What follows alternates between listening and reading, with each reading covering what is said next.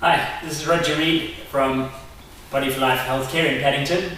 This is a special request for a special patient of mine who suffers from multiple sclerosis, and we got on to talking a little bit about balance, and the good news is that you can help with balance. There are things that you can do for balance, and so balance comes from a few places. It comes from your eyes, it comes from the inner ear, but it also comes from little proprioceptors in all the muscles and the joints and the tendons that send signals to your brain about position, sense and movement.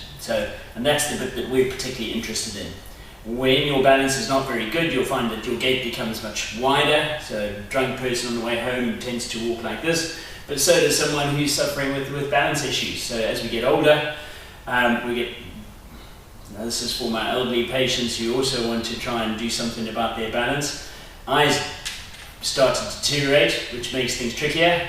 And then joints get a bit stiffer, and on top of all of that, the proprioception, all the little signals sending sensation to your brain about position, sense and movement start to deteriorate. So the trick with balance is that you can practice, you can get better at balance. Gymnasts, you can do a somersault and a flick-flack and all those sort of weird and wonderful things that they do. They have to train their bodies to get better at balance, and we don't have to do that, but we can train our bodies to get better at balance too. First rule of balance training is don't fall over. Alright, so the last thing we want to do is get people to start practicing their balance, get a bit wobbly and then keel over. So the trick is to try and have a bed or a sofa or something behind you, preferably something not too low so you haven't got too far to fall. If your balance is really shaky, then get someone to stand in front of you so that they can be here just to guide and to catch you, and if need be, just sit you down, as long as you don't fall over forwards. If you get wobbly, then you just sit down. Okay, and we definitely want to just be careful that you're not falling over and bashing your head or breaking a hip, because that would defeat the object. So the trick with balance exercises, the poorer your balance, the further out you start with your feet, and you just do little things that just gently rocking from one side to the other. You can keep your feet on the floor for now.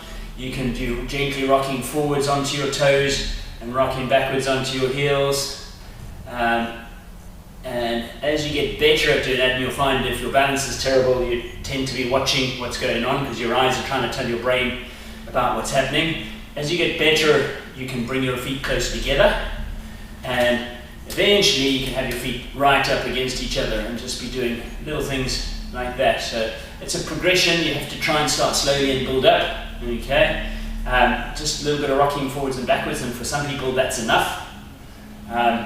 Once you've done that, we're going to shift our weight just gently from one foot onto the other, and what you can do with this one is you can start resting on one foot, and then you just bring one foot up to you just slowly touching your toe onto the floor, or you've got one foot, you're just trying to balance as much as possible on the one foot, and then you shift over and you try and do the opposite on the other foot until you can get to a point where you can pick your foot up off the ground and balance on one foot.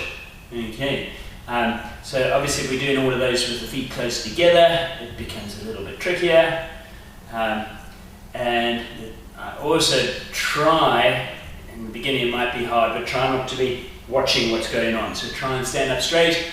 Remember to engage your core muscles, get a bit of tummy muscles going over there, and eventually you'll be able to stand on one leg if you practice, depending on how bad the MS is or how long this has been sort of sneaking up on you for. If you can then start rocking backwards and forwards a little bit on one foot, alright, and do that on the other foot, and all of these are helpful. If you could practice walking on a straight line, so one foot in front of the other, that's helpful. And again, you might start looking down, but I want you to try and look upwards again. And what we want to try and do, come on Josh, up the video. What we want to try and do is do things that tax our balance. So anything that taxes our balance is making this work harder. If we then get to a point, so I've got the couch behind me, if we get to a point where we feel like we're doing better, try closing your eyes. And again, you might want to have someone here for you. That's much tougher. It's much tougher. And then you can progress to doing things where you're rocking around on one foot with your eyes closed, or you might again want to start with both feet open, close your eyes and do your little balance exercises. And this works much harder now, because now we haven't got the eyes telling us what's going on. And if you can get to a point where you can do a little bit of balancing on one foot, or on one foot just with the toes slightly touching.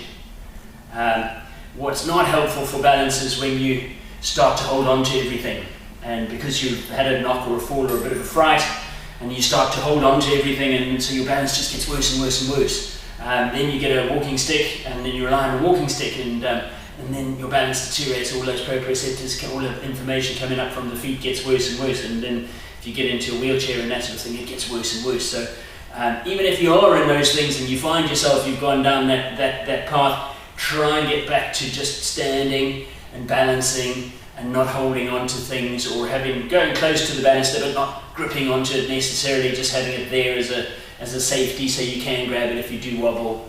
But these are things that you need to try and practice. We can then progress on to just doing some things on a pillow, on a sort of slightly wobbly surface, and then of course you can progress to wobble boards and things, which is just a little board with a half little rounded bit on the bottom that makes the board really wobbly.